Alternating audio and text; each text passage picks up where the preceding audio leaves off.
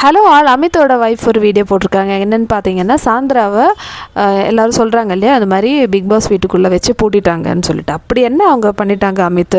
So நம்மளுக்கு எல்லாருக்குமே தெரியும் சாந்திரா வந்து சீக்ரெட் டாஸ்கில் இருக்காங்க. ஆனால் அந்த டைமில் வந்து இப்போது ஹோட்டல் ரன் ஆகும்போதே வந்து சாந்திரா நிறைய பிரச்சனைகள் பண்ணிகிட்டு இருந்தாங்க.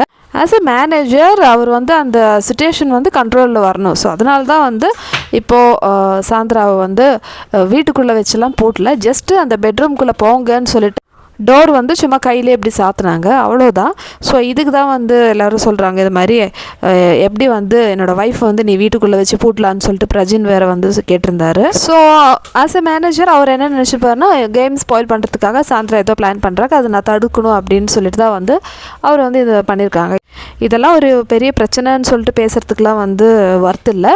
இன்ஃபேக்ட் பிரஜினுக்கு தெரியுமே சீக்ரெட் டாஸ்க்னால தான் வந்து சாந்திரா பண்ணுறாங்கன்னு சொல்லிட்டு.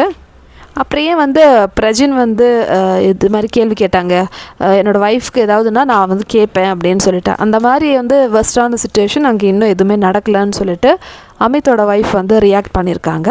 ஸோ உங்களுடைய ஒப்பீனியன் சொல்லுங்கள்.